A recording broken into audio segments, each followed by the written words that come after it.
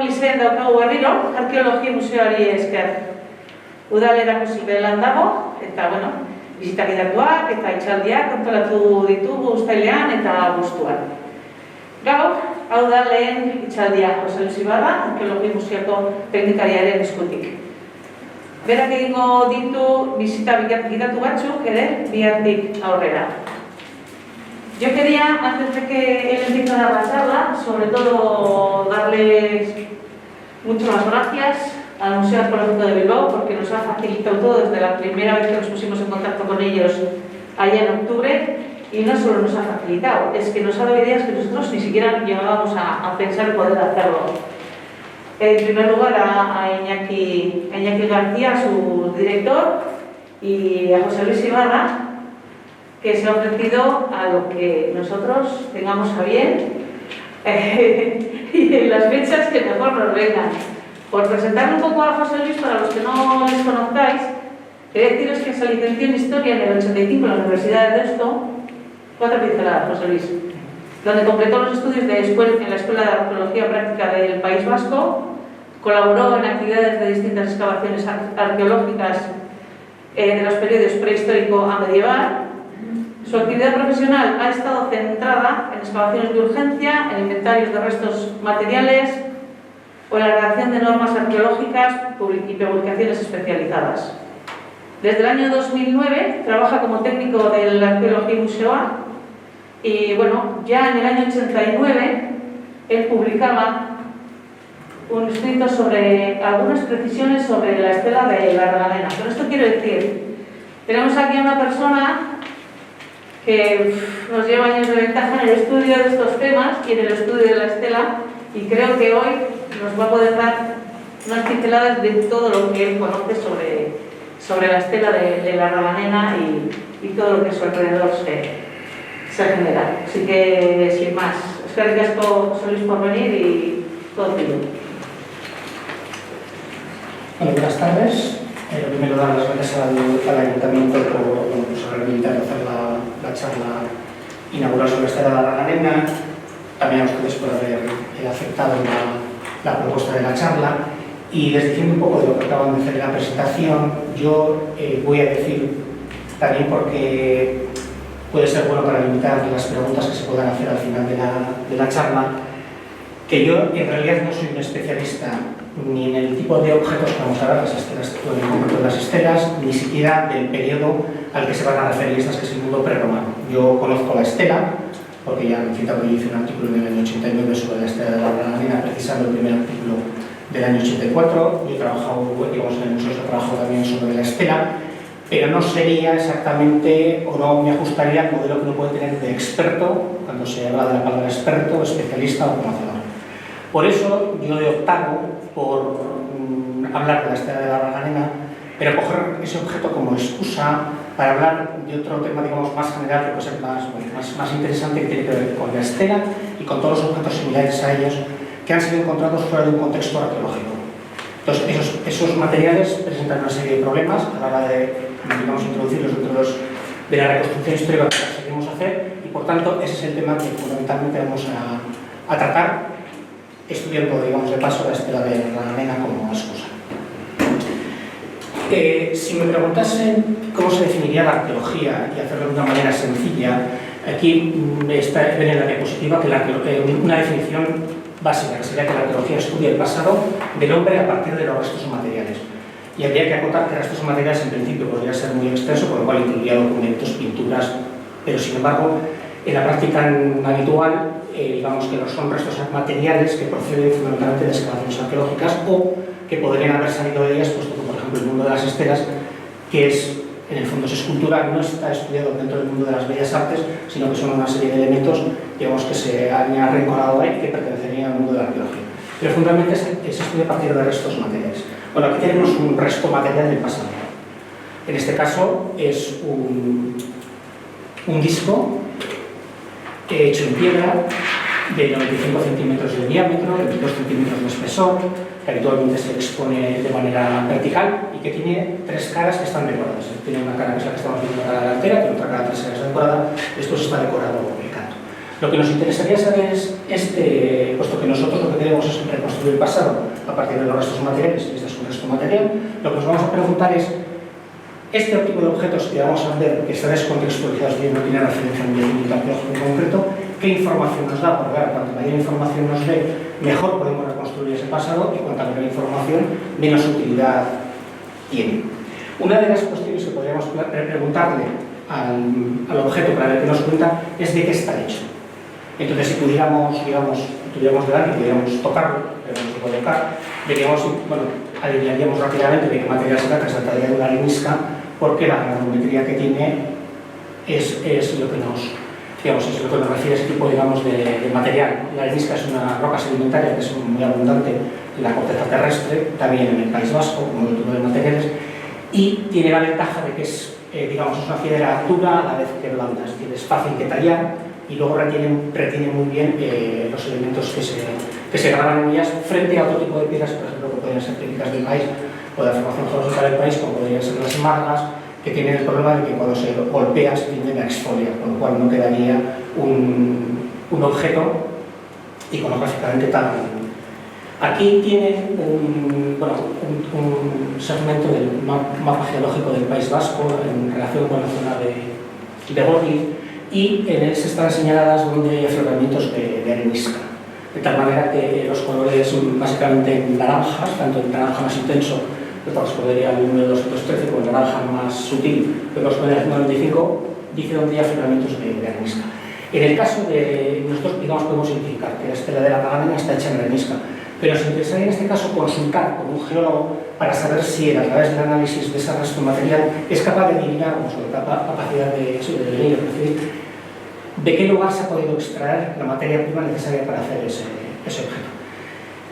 En este caso concreto, quienes han estudiado la estela, incluido, no nos hemos preocupado, digamos, de ese aspecto, con lo cual en realidad no se sabe cuál podría ser la cantera original de la que se extrajo el bloque. Pero digamos que la arqueología, desde los años 80, en que luego vemos que se descubre la estela hasta la actualidad, ha cambiado mucho, y hoy en día la arqueología no se entiende como una disciplina autónoma, sino que se entiende fundamentalmente como una disciplina multidisciplinar. Quiere decir que fundamentalmente lo que requiere es el concurso de otras ciencias, bien sean ciencias sociales, humanas, como les quieran llamar, y ciencias naturales, para que entre todos sean capaces de analizar los restos materiales y extraer la máxima información posible. Además de lo más obvio, que es de qué está hecho el material, estudiando el objeto podemos reconocer cómo se hizo. Para eso únicamente hace falta, digamos, explorar la superficie del objeto y anotar o documentar qué huellas pueden quedar del proceso de labrado. Para ello se puede utilizar tanto la observación de visos que la observación a simple vista sobre el objeto, o ayudarse de todo aquel instrumental que la ciencia pone a nuestro servicio para aumentar la realidad, como podrían ser las lupas de mano, las lupas binoculares o los microscopios. Pero lo que se trata fundamentalmente es de recoger todos los detalles que se puedan en el objeto, que remiten a su fabricación, de tal manera que podamos reconstruir la cadena operativa que ha llevado desde la materia prima hasta el objeto que tenemos aquí. Dentro de lo que es la arqueología como tal, hay una pequeña disciplina, o una pequeña parte que se dedica a la arqueología experimental, sobre todo, se desarrolla mucho dentro del mundo prehistórico. Muchas veces, por ejemplo, cuando les cuentan que determinado, por ejemplo, no sé, útil se utilizó, por ejemplo, para cortar carne, o se utilizó para cortar cereal y demás, pueden preguntarse cómo saben que se ha utilizado para eso, cómo saben que este objeto se hizo a partir de él. Entonces, la arqueología experimental lo que trata de hacer fundamentalmente es leer el objeto, recoger los datos que hay sobre cómo se hizo el objeto y después intentar replicar con un material similar, intentar reproducir el objeto y después al final comparar lo que él ha obtenido en la réplica con lo original. Y si las huellas coinciden, habrá reconstruido la cadena operativa. En el caso de la estela de la Raganena, no podemos saber todos los pasos que se dieron para construir la estela, pero sí que nos han dejado algunas pistas porque se trata de un objeto que está inacabado. Entonces, a partir de ahí podemos reconstruir. Bueno, yo creo que no hay información en la imagen. Pero bueno, aquí tenemos las dos caras de la estela y vemos que en una de ellas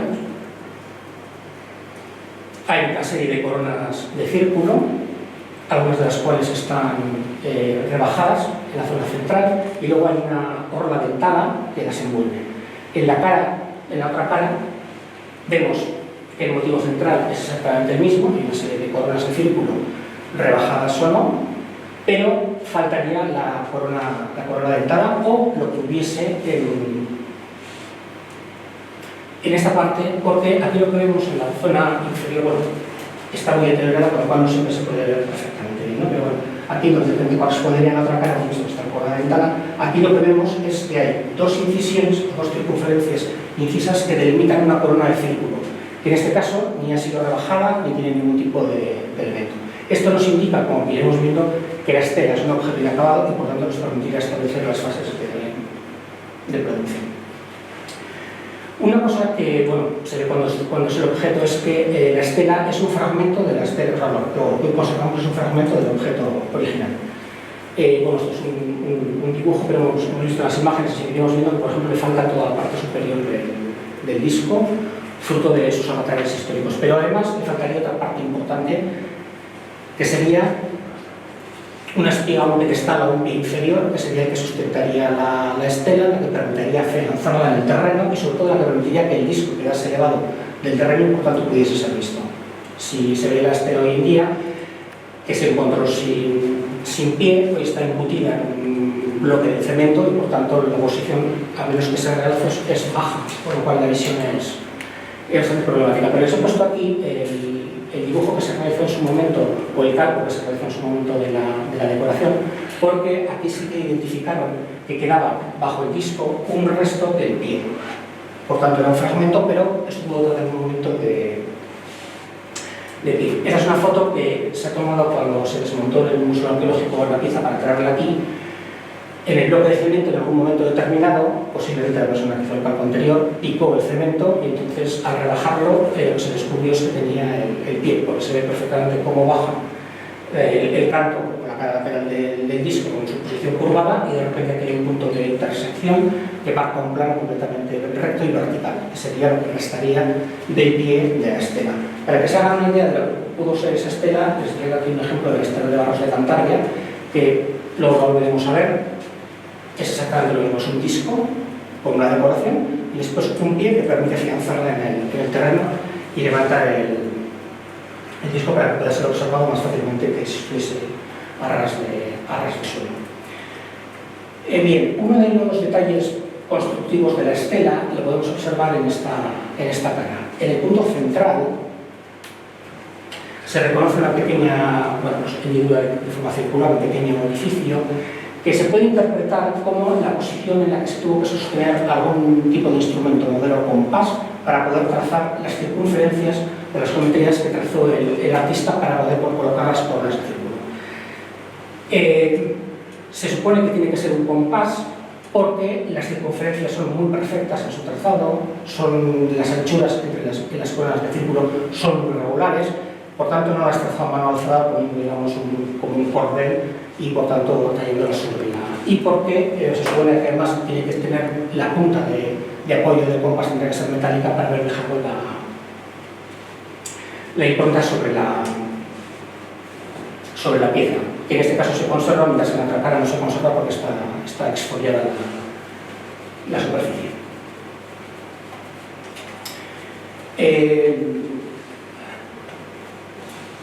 Bien, lo que sabemos es que el ejecutor, el cantero, el escultor, para situar la decoración trazó 6 circunferencias. Las 2 circunferencias delimitarían una corona de círculo. El problema estaría en saber cómo o cuándo recortó la pieza para darle la forma discoidea.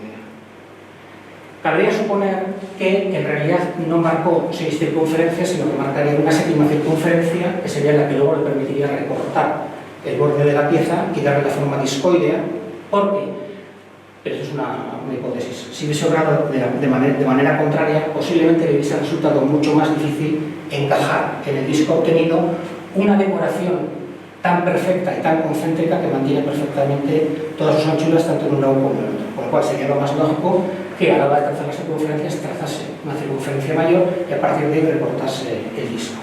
Eso, les traigo esta imagen de una estela que se encontró en la ermita de San Martín de Fina, en Massauri, que está, digamos, utilizada en muchas épocas, pero lo que se ve es que tiene una serie de círculos concéntricos de manera diferente a como la tiene la de la raganera, los tipos son inversos, pero está lograda sobre una pieza rectangular. También sería una pieza inacabada y posiblemente podría ser el ejemplo que nos podríamos suponer para la estela de la raganera, de tal manera que si aquí trazaríamos una circunferencia, podríamos posteriormente recortarla a partir de un bloque que se desgaja de forma paralelíptica de la cantera. Sabemos, por las diferencias que hay entre una cara y la otra, que podemos establecer dos momentos distintos para el trabajo de la estela. Habría un primer momento en el que posiblemente se trazaron todas las circunferencias, con independencia de si en ese proceso se hizo o no se hizo la circunferencia para tallar el borde, y después las coronas de círculo interiores se tallaron en bajo relieve unas y otras se dejaron intactas para dar una sensación de claroscuros, de movimiento y demás que nos apreciaríamos en la segunda. Por tanto, ese sería el primer momento, que es el que quedaría aquí reflejado. Un primer momento que sería establecer las circunferencias y tallar la parte interior, y un segundo momento que tendría que ver con la labra de la circunferencia, de la corona de círculo que tiene decoración dentada o de dientes de lobo, o que tiene los triángulos. En algún momento, entre ese proceso de labrar las coronas de círculo que van en relieve y la corona dentada, el artífice tuvo que labrar en el canto, se ve mal, pero digamos porque está muy perdida, pero se aprecia una banda compuesta por dos líneas incisas paralelas de 8 centímetros de distancia que rodean todo el canto de la estela. Suponemos que tuvo que ser en algún momento en la elaboración de la estela, porque como luego leemos, al dejar inacabada no tendría mucho sentido, pero dejarse inacabada y antes de rematar lo que sería el resto de la decoración, hiciese la decoración del canto. Luego en algún momento, entre el momento en que establece la forma circular de la estela, trabaja la decoración en bajo relieve, pudo tallar estas dos incisiones paralelas en el canto de la... Bien, posteriormente, es decir, una vez que ha conseguido rebajar las coronas de círculo que le ha interesado rebajar, lo que procede es a que en la tercera corona segmenta toda su superficie con triángulos. Hay unos 66 triángulos, de los cuales 33, que son los triángulos que tienen la base dirigida hacia el centro de la estela, están, quiso trabajarlos en bajo relieve también para favorecer un poco la visión centrífuga que da la estela desde el interior hacia el exterior. Sin embargo, la corona de círculos queda inacabada. Sabemos que los triángulos no fueron realizados con una plantilla. No fueron realizados con una plantilla porque no todos los triángulos tienen la misma dimensión, no todos los triángulos tienen un vértice exactamente convergente, con lo cual posiblemente utilizó una tipo regla que nosotros podríamos utilizar para marcar los diferentes triángulos, dividir toda la orla dentada y después proceder a su rebaje. Pero en la parte inferior de la estela podemos observar una parte que quedó sin acabar. Y podemos ver, por ejemplo, cómo los triángulos son de diferentes tamaños. Por ejemplo, este triángulo es mucho mayor que el resto de los triángulos. Aquí, por ejemplo, se ve que no hay una convergencia en el vértice. En este caso, por ejemplo, sobrepasa la línea que está marcada para obtener el cenefa dentada. Pero además, en estos triángulos de aquí se ve que ha rebajado, o sea, ha iniciado el rebaje, mientras que en esta serie de aquí abajo se ve que no los ha terminado de rebajar. Han quedado, en el momento, inconclusos. Eso mismo se vería en esta estela.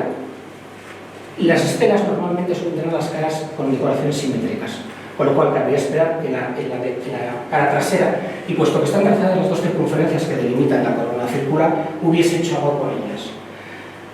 Se sospecha que es uno de los elementos o de los indicios más claros de que estuvo inacabada porque no ha hecho nada con ella. Si la hubiese sido una corona que hubiese ido en bajo relieve, como le correspondía, por la seriación de coronas en bajo relieve respecto a las coronas que no son rebajadas, cabría esperar que lo hubiese hecho dentro del proceso de trabajo de todas las coronas o todos los círculos concéntricos que era tallado pero que este dejó sin terminar.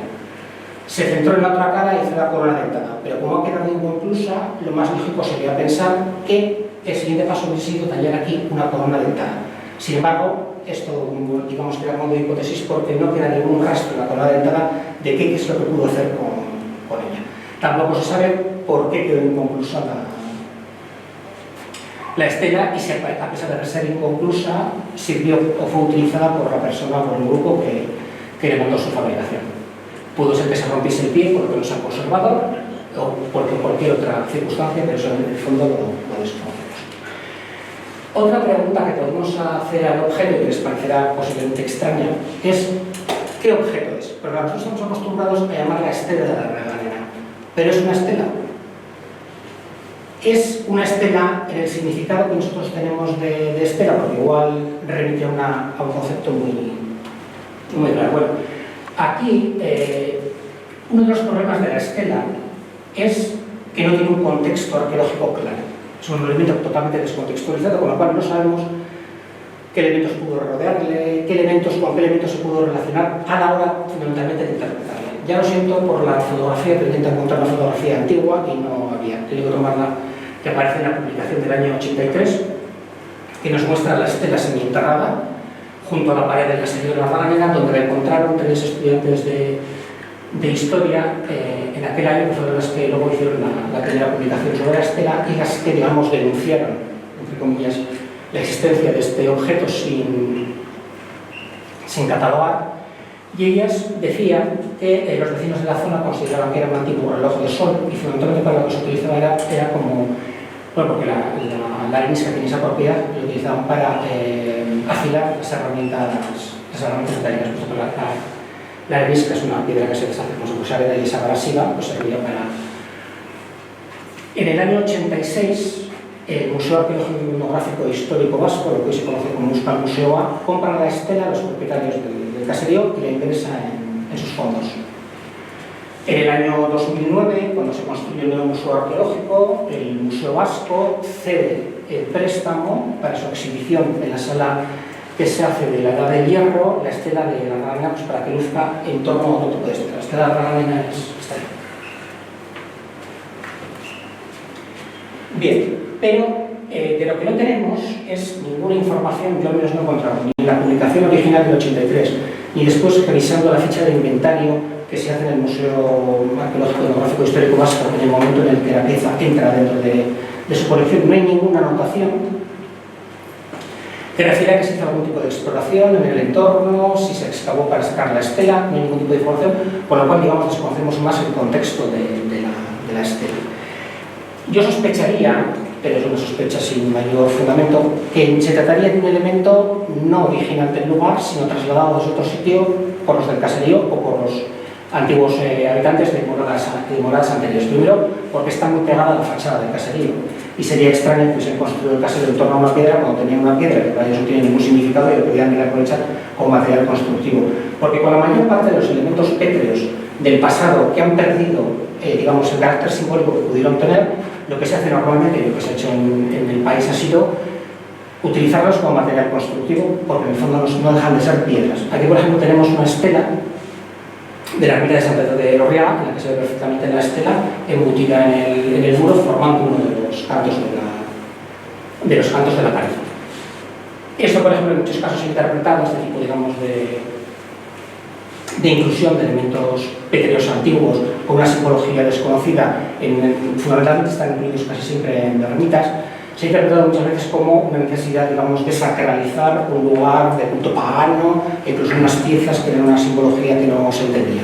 Pero en realidad, digamos que todo se reduce a utilizar un material constructivo que les brinda el entorno. Es mucho mejor, digamos, buscar o utilizar una piedra que ya está tallada del entorno que coger una piedra y tallarla. Es mucho más económico. También podría dar lugar a pensar que la estela de la Rana está trasladada desde algún otro lugar a esa posición, porque en el año 1997, cuando el gobierno vasco establece las zonas de presunción arqueológica del municipio de Gorli, el lugar de la Raganera no se incluye dentro de ellas, con lo cual no hay ninguna sospecha, a pesar de la presencia de la estela de la Raganera, no hay ninguna sospecha de que pueda ser un lugar de interés arqueológico en el caso de que de alguna manera hubiese que evaluar, o se va a hacer una obra, o se va a acercar de alguna manera al entorno donde la estela fue fue recogida.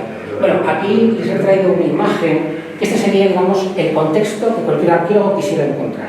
Esta es la ciudad de Pompeya. Esta es la ciudad de Pompeya, que cuenta con las lavas del Vesubio, y por tanto, prácticamente toda la ciudad, al menos en una parte importante de lo que quedó enterrado bajo la lava, se reconoce perfectamente.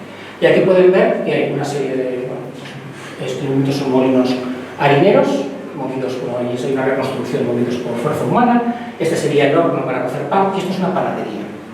De tal manera que, en este contexto, un arqueólogo entra aquí y es fácil interpretarlo. Molinos, obradores, hornos para hacer pan, panadería.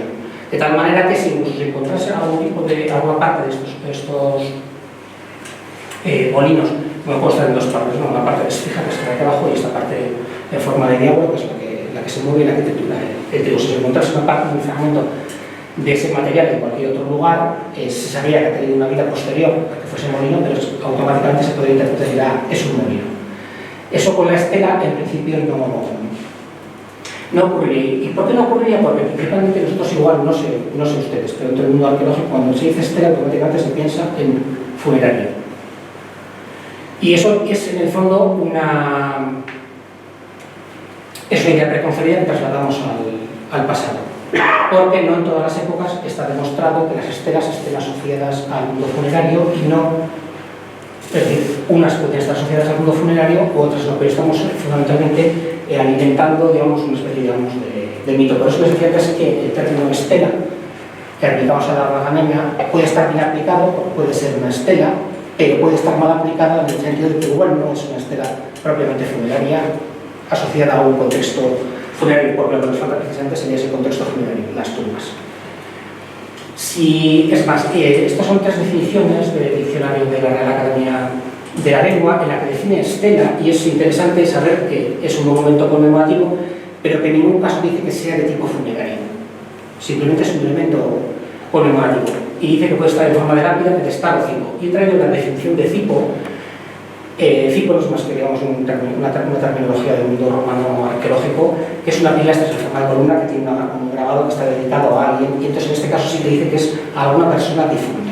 Es un elemento conmemorativo. Y salvo en el caso de que fuese un cipo, tampoco el término lápida lo define con nada vinculado al mundo funerario.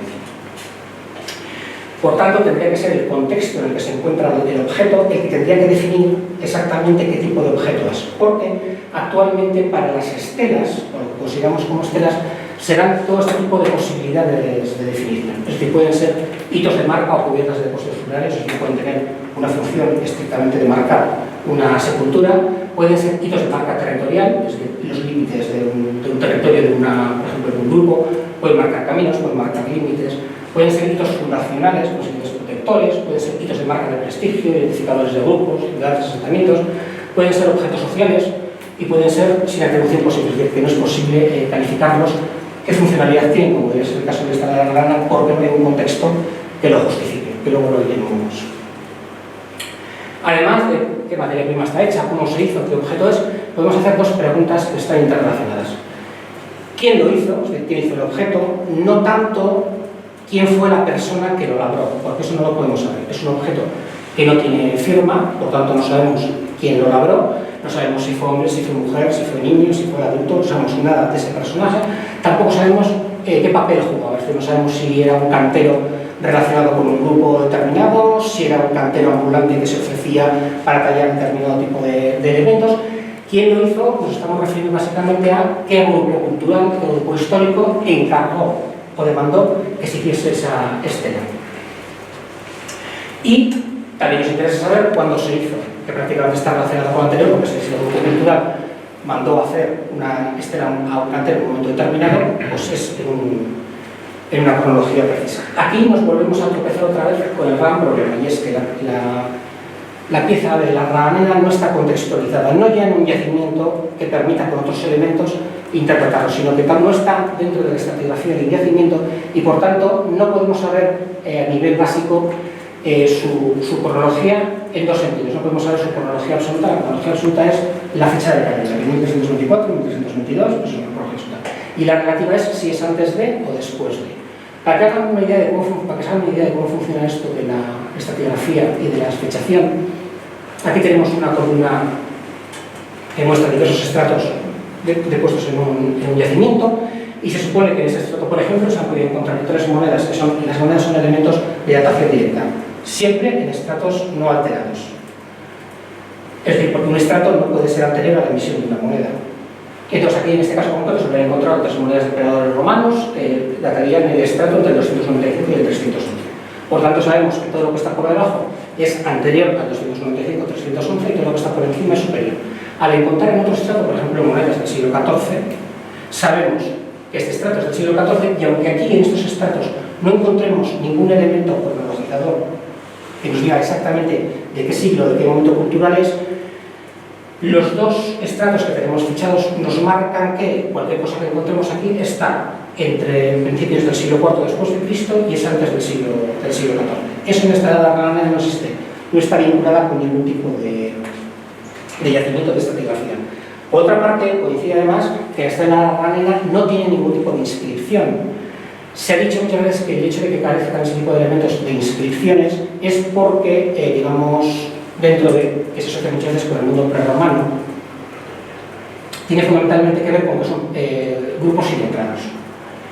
Y por tanto no estarían romanizados y por tanto se encontraría una inscripción, digamos, en latín, como se encuentra en muchas inscripciones, en muchas lápidas, en muchos epígrafes del periodo romano. Pero hay quien sostiene que evidentemente las estelas tienen un repertorio iconográfico determinado que la gente de la época las reconoce perfectamente y que no necesitan ningún tipo de letra ni nada para que la gente las reconozca, las identifique y las interprete. Pero en el caso de la estela románica, por ejemplo, como en esa capa de sarcófago de la viñeta, no hay, por ejemplo, un epígrafe que nos indique la fecha en la que está hablando.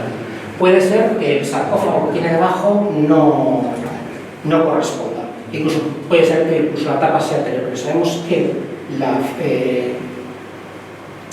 el sarcófago tiene, vamos a decir, la tapa del sarcófago por lo menos tiene que ser o coetáneo de la inscripción o un poco anterior, y por lo tanto nos estaría dando la fechación. Hay otro tipo de elementos para de fechación indirecta que serían, por ejemplo, lo que se llama dentro de la arqueología los fósiles guía. Es decir, hay determinados objetos que están perfectamente fechados y por tanto, si en un yacimiento no se encuentran elementos de datación, pero se encuentra ese objeto, sabes que estás en un contexto cronológico determinado porque en el otro yacimiento lo han conseguido fechar.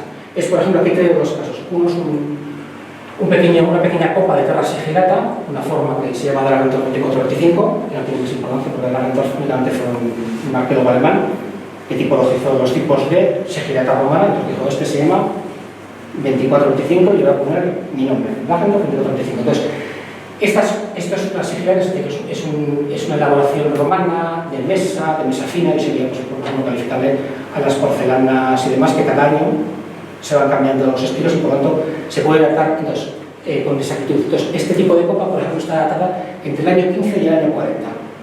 De tal manera que en variantes de cuerpo más profundo y variantes más gruesas llegaría hasta el 120. Jugando con esa oscilación en el grosor de la pared, si encontrásemos una copa de ese tipo, podríamos saber que estamos en un contexto claramente del siglo I después de Cristo. Lo mismo ocurriría, por ejemplo, con este hacha de talón y anillas laterales, que es muy típico, muy característico del bronce final hispano, entre los siglos IX y los siglos VIII. Por tanto, si la estela de la Paganina pudiese paralelizarse con otro elemento, podríamos datarla de manera indirecta, porque tengamos un contexto claro. Y por otra parte, queda otro recurso, que sería el de la datación del objeto a través de elementos físico-químicos, como el carbono 14 y demás. Entonces, que nos daría una fecha aproximada de la datación del objeto. En ese caso concreto, existiría el problema de que lo que se databa es el hueso, no el momento en el que se han inscrito las rayas. Se puede coger un hueso de otro momento. Pero esta de alguna manera no nos da esa posibilidad, porque en el caso de que pudiésemos fecharla directamente en material de arenisca, lo que estaríamos fechando es la formación del material de arenisca. No podríamos fechar el momento en el que se grabó, porque eso no queda ningún resto que hasta el momento, en estos momentos, se pueda someter a un tipo de análisis que nos diga, pues esto se grabó en tal fecha. Por tanto, lo que hay que recurrir es el análisis comparativo. Es decir, tengo la estela de la Paganina, voy a ver qué cosas tengo alrededor que se parezcan a la estela de la Paganina, que tengan algún elemento de la estela de la Paganina, y cuantas más rasgos coincidentes consiga, más parecido tendrá con ese objeto y por lo tanto más podré acercarlo a la cronología de ese otro objeto. Aquí hay 6 imágenes, pero solo nos interesan las 3 de arriba y en la fila de abajo, la central y la la de su izquierda. Descartaríamos en principio las dos de arriba, que corresponden a Arquimita y a Zarandoas. Son dos estelas que, bueno, se ve que tienen el elemento de disco dentado, pero se han relacionado con el mundo medieval.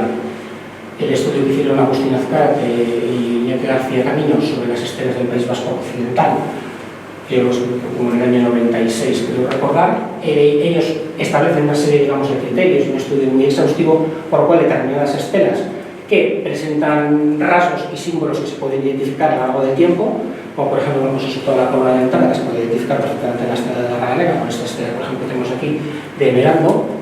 Esas estelas corresponden a un momento medieval, porque digamos, por ejemplo, una de las cuestiones es que tiene una labra mucho más tosca, mucho más rudimentaria y más rápida que lo que pueden ser los ejemplares, como la Raganena, o incluso, por ejemplo, el de Emeraldo, que prácticamente parece que lo acaban de hacer el día anterior a que uno lo visite.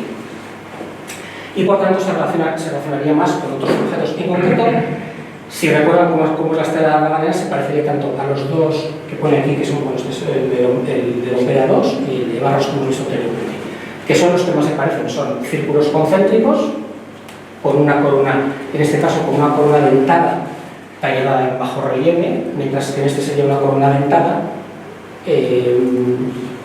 versus sinuosa, que estaría incisa.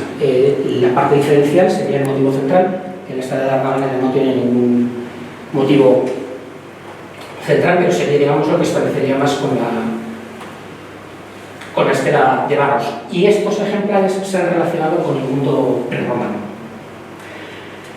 Un mundo prerromano entendido fundamentalmente como un mundo cultural, en el cual este tipo de elementos, los círculos concéntricos, que es lo que consideran la Raganera, las coronas dentadas, los tristeles o las tristelas, que son una especie como de, incluso las esvásticas que aparecen también, que son elementos curvos, o por ejemplo los crecientes lunares, que serían estas figuras de aquí, se han relacionado con la iconografía que tendría que ver dentro del mundo europeo con una tradición celta que se prolonga por toda Europa y que pervive más allá del mundo romano. Sin embargo, ¿cuál es el problema que nos encontramos? Que esto dicen que es prerromano, pero nos encontramos con que todos estos elementos están también descontextualizados. Ninguno de ellos ha sido encontrado en un yacimiento arqueológico, en un contexto claramente definido desde un punto de vista histórico, desde un punto de vista funcional. Entonces, se han barajado muchas hipótesis y muchas cronologías. Se han barajado cronologías desde el siglo III a.C. hasta llevándolo a la época medieval. Vemos, por ejemplo, los ejemplares vizcaínos, a partir del estudio que les he dicho, han sido descartados cuáles podrían ser medievales y cuáles no pueden ser medievales.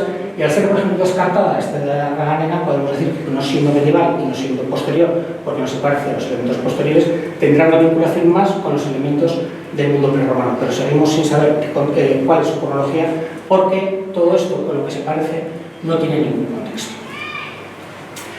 Sin embargo, en el año 94, un investigador gallego, Francisco Carlos Lourido, digamos que sintetizó una serie de artículos que ya había hecho en un estudio mucho más profundo de lo que sería la plástica castreña de la zona galego-portuguesa.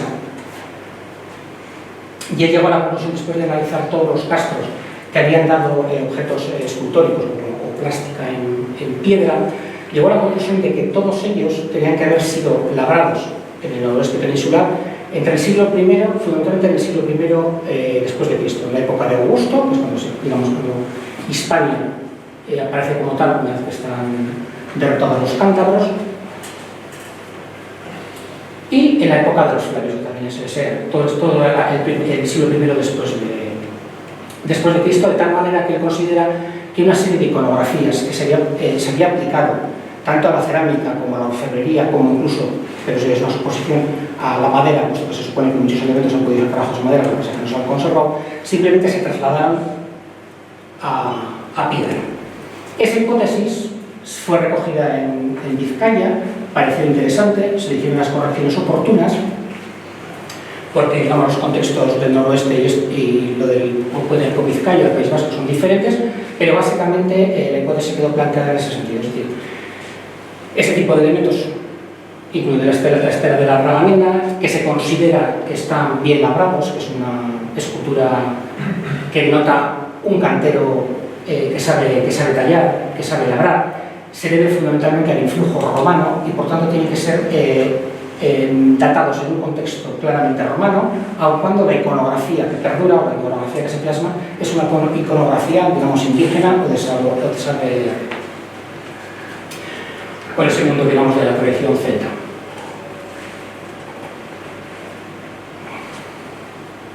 Bien, aquí les muestro un mapa de Vizcaya donde los puntos blancos simbolizan todos aquellos lugares en los que se ha identificado algún elemento que se ha identificado como estela. En muchos de ellos son elementos muy fragmentarios, también están muy deteriorados por el paso del tiempo, porque muchas veces son prácticamente muchos de ellos no reconocibles, y otros tampoco se pueden leer muy bien porque están casi todos ellos incrustados dentro de las fábricas de determinados edificios. Pero bueno, les he puesto las localizaciones que se han dado hasta el momento donde se han encontrado este tipo de hitos y imágenes de algunos de los hitos.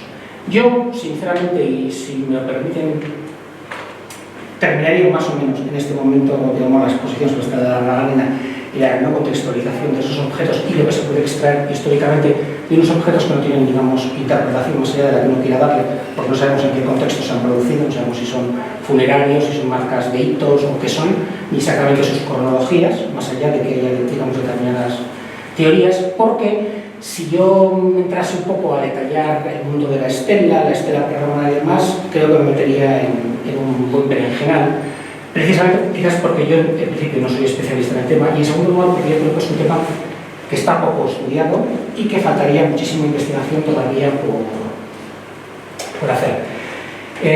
Digamos, como un resumen rápido podría ser que los elementos, hay ciertos elementos como por ejemplo podría ser la estela de Mirando en Miñaca. Bueno, aquí les he traído, bueno, tenemos un dibujo, un calco de la estela de Jaenco en arriba, porque no consigo encontrar una fotografía decente en la que se vea el objeto. Son elementos que es, por ejemplo, esta estela de San Pedro de Lorrea y Lemoa, son piezas que se han conocido tradicionalmente dentro de la historiografía vizcaína y se les han dado diversas interpretaciones. Pero sería aproximadamente en el año, yo creo que es el año 1988-85, cuando la editorial Aramburu hace una historia de Vizcaya e incluye dentro de esa historia de Vizcaya un capítulo dedicado a la huella de Roma en Vizcaya, que lo asumen como autores Agustín Azcárate y Miquel Unzueta. No tratan un conjunto de estelas, después veremos que son estas de aquí, que proceden del Castro de Berreapa, porque bueno, había una especie como, digamos, de disputa de titularidad de quién debía publicarlas o no debía publicarlas. Pero en esa publicación del año 88 sobre la huella de Roma en Vizcaya, lanzan la hipótesis que toman del noroeste de la península de Calo Lourido y dicen que las estelas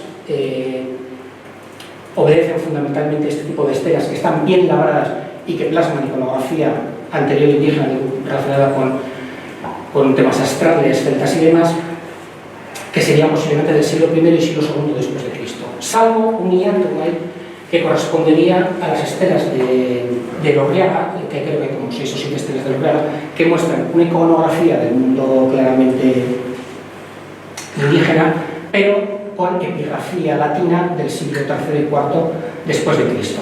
En este caso plantea la hipótesis de si es un elemento que se ha reutilizado, es decir, un elemento que sería del siglo I y siglo II, que se ha reutilizado en el siglo III y siglo IV para escribir cualquier cosa, o sería un caso de sincretismo, es decir, una juxtaposición de elementos latinos y elementos indígenas en un mismo elemento en ese momento. Ellos plantean la hipótesis que recogida en el año 91 se publica el grupo Baker, que había iniciado el primer inventario que se hace en Vizcaya de elementos del patrimonio arqueológico, histórico y demás, hace una publicación y ese es el momento en el que se dan a conocer públicamente, digamos, los hallazgos que se habían hecho en el Castro de Berreaga, que está en la zona de Munguía. Y estos, los autores del año 1991, lo que hacen es afianzar, digamos, dar más difusión a la hipótesis de que son elementos que se han producido en Vizcaya en el entorno del cambio de siglo. Miquel Unzueta, que es uno de los que había lanzado la teoría en el año 88, él siguió en los 90, digamos, profundizando en algo que ya en el título es un poco sesgado en interpretaciones, la estela prerromana. Si uno lee la estela prerromana, automáticamente considera que está en el mundo prerromano y no en el mundo romano. Bueno, él inició una serie de publicaciones, fundamentalmente artículos, en los cuales fue recogiendo e identificando todos los restos que había de ese tipo, digamos, de elementos labrados en piedra con iconografía del mundo celta, que son prácticamente todos los que aparecen ahí recogidos, y cada punto puede ser que tenga un único elemento, puede que tenga un elemento más, pero yo creo que están representados en la imagen los más significativos, los más vistosos. A Unzueta le debemos fundamentalmente el carácter del catálogo. Es decir, hoy conocemos qué restos son, los analizó, los midió, los calcó, los dibujó, pero digamos que no profundizó mucho más allá en la hipótesis que se había lanzado de que eran del siglo I y del siglo II después de Cristo, salvo que retrasó ligeramente la cronología y dijo que podían ser del siglo I a.C. y del siglo I después de Cristo. El problema es que a la hora de decir siglo I a.C., uno abarca un periodo de 100 años, cuando en realidad, digamos, la conquista de Hispania termina en el año 19 y por tanto son 19 años los que podían tener ese influjo romano para que unos supuestos indígenas copiasen, digamos, el modelo o aprendiesen la cantería romana para tallar estos ejemplares. Pero bueno, él retrasó ese modelo, luego también estableció tipologías dentro de las estelas, de tal manera que había unas estelas que no habían sido, digamos, labradas de ninguna manera, sino que se toma directamente del terreno el material, como podría ser, por ejemplo, pues esta de aquí abajo, o aquella de allí que está recordada en rojo, que pertenece al yacimiento de Gastiburu. Había una serie de estelas prismáticas y luego había unas estelas que eran discoides. Y luego dentro de esos tipos había otros subtipos, pero fundamentalmente eran los grandes tipos. Estableció además que la dispersión de las estelas no rebasaba la zona del río Nervión, y luego el Deva en Guipúzcoa lo tenía como límite, pero posteriormente aparece, por ejemplo, una estela en Getaria que tiene una trescela, como esta, con un domicilio concéntrico, con el cual, digamos, la zona se desplaza. Y aquí no les he indicado el ejemplar que hemos visto antes de San Martín de Fínaga, en Basauri, que correspondería a la orilla contraria, digamos, del Nervión. Además, él vio que en la estela había un carácter muy homogéneo y muy uniforme. ¿Por qué? Porque la mayor parte de las estelas son de este modelo. Son elementos prismáticos, muchas de ellas, que están abrazadas en 5 de sus caras por una doble línea incisa que crea una banda y que al rodear toda la pieza crea intersecciones de forma cruciforme. Esto, por ejemplo, que se conocía, se había dado interpretación, como se Pedro de Alemán, se había dado lugar a interpretación de ese cristianismo que había venido antes de la fecha que se consideraba y demás. Pero bueno, ese sería el modelo de estela más predominante, que sobre todo abunda en un yacimiento concreto, que sería el yacimiento del Castro de Berrega. Del Castro de Berrega proceden muchas cantidades de estelas, o fragmentos de estelas, que serían estas que tienen aquí como los más representativos, sobre todo estas dos, y la que hemos visto ahora con el motivo cruciforme envolviendo toda la estela. Y entonces ese carácter que me parecía tan homogéneo le daba lugar a pensar que eran elementos que se habían labrado autóctonamente, por tanto identificaba a un pueblo que vivió en la zona, muy homogéneo, con unas mismas creencias religiosas que les habían dado lugar a plasmar esos motivos. En el año 2009, creo que es, Luis Valdés publicó los resultados del lugar donde procede esta estela. Lo llaman Santuario Vasco, es un monumento muy difícil de interpretar, pero bueno. Publica Gastiburu y entonces dedica una parte, un capítulo a la estela prerromana. Y entonces empieza a señalar los problemas que él ve en la hipótesis que ha planteado Unzueta respecto al carácter autóctono de los elementos y demás. Y digamos que hay dos puntos en los cuales incide de manera importante. En primer lugar, no se creen las cronologías que le aporta, porque dice que no hay elementos de datación, más que aquel ejemplar de Gastiburu que está fichado a partir, digamos, de una serie de carbones que aparecieron en su entorno. El resto de las estelas no tienen ningún contexto. De hecho, Unzueta cronologizó los modelos de Berreaga que correspondían a la necrópolis del Castro a partir de la excavación que hizo en el Castro. El Castro encontró materiales del siglo III a.C. al siglo I y entonces consideró que, puesto que estos eran elementos pétreos que estaban labrados con iconografía astral celta, debían corresponder al siglo I, es decir, a lo que vamos a ser el Castro, pero evidentemente no hay ninguna relación entre lo que él encontró de todo el Castro, no hay ninguna vinculación cronológica con estos elementos. Nada dice que sean anteriores, que sean posteriores, que sean simultáneos, y después se criticó el hecho de que, si bien es cierto que en el caso de Berreaga pueden ser de índole funeraria, porque teóricamente están asociadas a una necrópolis, que digo teóricamente porque en realidad no se encontró la necrópolis porque fue alterada por repoblación forestal, en el resto de los casos no se puede aseverar lo mismo. Y sobre todo en casos en los cuales, por ejemplo, están todos concentrados en una zona muy propia de Vizcaya, en eso se ha encontrado un único ejemplar. Entonces, él sostiene que, claro, hasta qué punto es posible hacer teorías, hipótesis y demás con una serie de ejemplares que no sabemos si son los que hubo o los que nos han llegado, porque en el fondo se han destruido una gran cantidad de ellos porque se han incorporado a las construcciones y por tanto no podemos conocerlos. Hasta qué punto fundamentalmente es representativa. Pero digamos que lo que en todas esas teorías queda como una distorsión son las estelas discoideas de Merando y sobre todo la de la Barraganera, porque la de la Barraganera no se parece en nada al resto. Es decir, el resto tienen el motivo cruciforme que se entrecruza, puede tener que la Barraganera tenga el motivo de rock, no tiene trisfera, no tiene ese elemento celta, se parece más a la de Cantabria, con lo cual digamos, el problema de la estela prerromana se ha hecho en un planteamiento general con una serie, digamos, de elementos que es necesario, yo creo que seguir investigando para saber si se pueden aportar claves tanto en lo que responde a su funcionalidad concreta, porque no todos tienen por qué ser funerarios ni todos tienen que ser de un mismo uso, sino que pueden ser distintos, respecto a quién los labró, porque si pensamos que son elementos que están relacionados con el influjo romano del que se aprende la cantería, ¿dónde estarían los elementos intermedios? Eso pasa un poco también con el arte prehistórico, que uno pensaría, ¿dónde están? O sea, es decir, que por ejemplo el pintor de Altamira, que fue Altamira y pintó Altamira, no tuvo una serie, digamos, de aprendizajes, ¿dónde está esa parte que falta? Pues claro, un cantero puede hacer esta labor, él tiene que tener una labor de aprendizaje. O era un elemento ambulante que llegó y ya sabía el trabajo de la cantería y por tanto...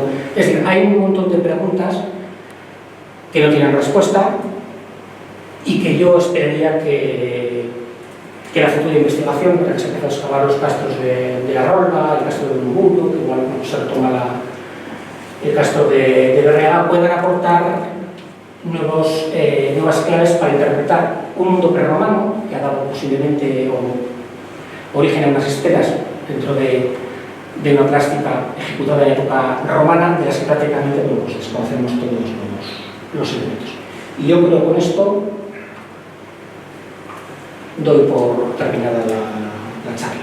Si quieren hacer alguna pregunta de tipo genérico, no específicamente del mundo del hierro, de la estela, intentaré responderla. Oye, lo primero por el programa, ¿no? Me respetaré un aplauso.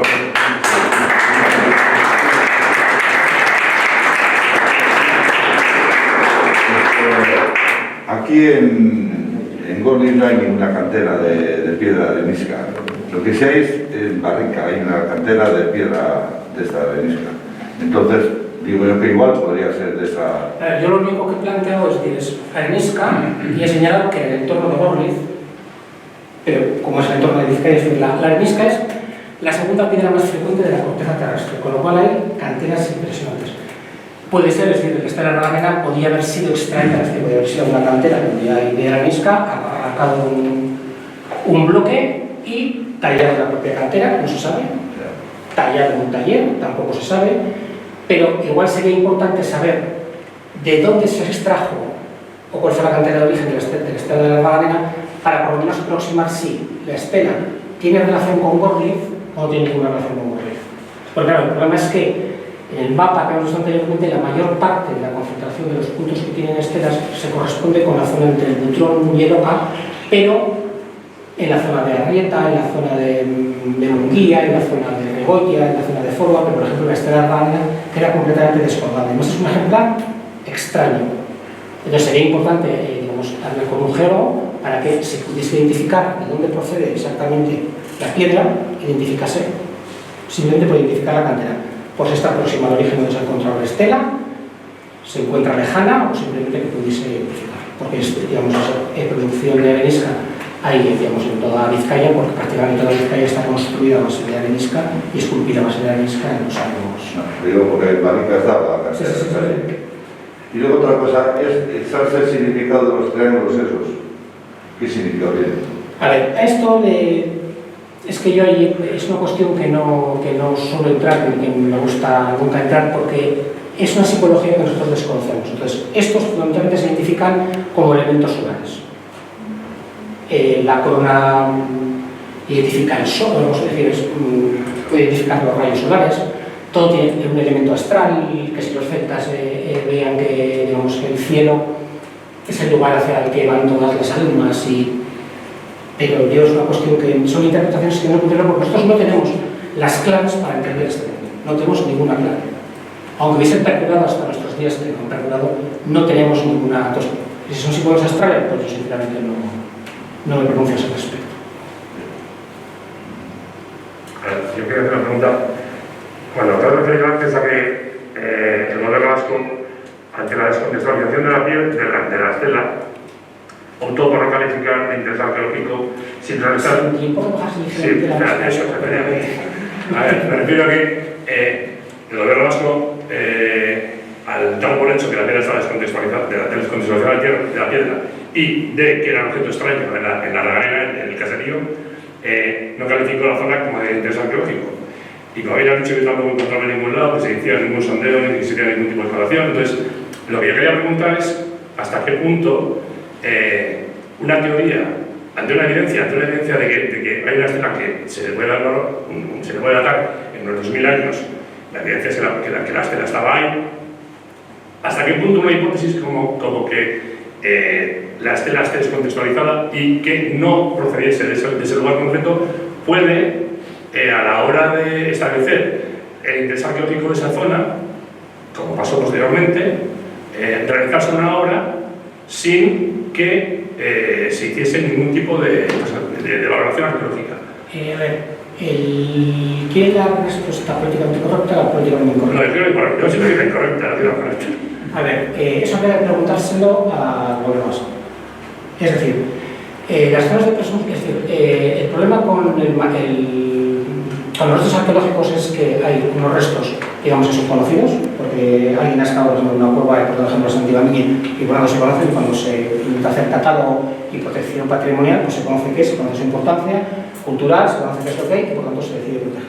Luego hay un patrimonio que es sospechado, porque hay una serie de evidencias, digamos, pues porque alguien ha recogido en el monte una serie, digamos, de útiles de líticos o ha encontrado no sé qué, o porque en tal documento se habla de que la iglesia procede del siglo XI, pero la iglesia actual no es del siglo XI, sino que es del XIII, por tanto vamos a poner una zona de presunción arqueológica, y luego estaría el material arqueológico que ni se sospecha ni se conoce, que podría aparecer en cualquier lugar. Entonces, claro, no se puede someter es todo el territorio a una protección arqueológica por si sale algo. Entonces, yo sospecho que quien hizo la declaración de zonas de presunción arqueológica parten del inventario de patrimonio del gobierno vasco, que ellos deciden qué es protegible, qué no es protegible. Pero ¿en base a qué me refiero? Es que no lo sé. Aparece porque si ante una evidencia, o sea, el hecho evidente es que aparece una estela. Sí. Entonces, y que hay un resto arqueológico de importancia. Entonces, ¿quién es el cenutrio? O la mente privilegiada que sin ninguna cata y sin ningún estudio decide que esa zona no tiene ningún interés arqueológico. Ahora voy a la parte incorrecta de la respuesta. Yo en cierta ocasión me mandaron a excavar a una ermita en Vélez, en la punta del monte, que subir prácticamente se tardaba 2 horas en llegar. Yo cuando estuve allí dije, pero bueno, esto es una zona de presunción arqueológica, pero ¿qué justifica que sea una zona de presunción arqueológica? ¿Por qué no? Entonces, yo se había encontrado, normalmente cuando hay, digamos, una intervención en una zona de presunción arqueológica de demás, pues es obligatorio un informe arqueológico previo para una actuación y demás. Entonces yo busqué información en relación con esas ermitas, tenía antigüedad, tenía una relación, y yo no encontré nada más que en el libro, creo que era, no sé si de ermitas de Gurutxarregui, el párroco de Berriz decía que esa ermita era tan antigua como Santa María de Anticona. Y yo pregunté al gobierno vasco, le dije, oye, ¿no me estaréis haciendo subir hasta el monte con este tipo de nosotros? por esto, porque ¿quién es el párroco de la Iglesia de Verde como autoridad histórica para declarar una zona de presunción arqueológica? O al contrario. Pero tiene menos delito eso, declarar una zona de presunción arqueológica cuando no lo puede ser, que declarar una zona que es de presunción arqueológica cuando realmente pueda tener presunción arqueológica. No, pero es que lo que me refiero yo es que en ese caso alguien decidió que el párroco de Verde fuera una autoridad para, a nivel histórico, y que en el caso de la Magdalena, la estela no merecía ni siquiera una atención del entorno. Eso es lo que me refiero. Pero es que eso lo decide el técnico que lo decide, es decir, esto es como todo. Claro. El técnico que decide es decir, vamos a ver, ¿por qué? En Bilbao no se ha conservado nada de la industria.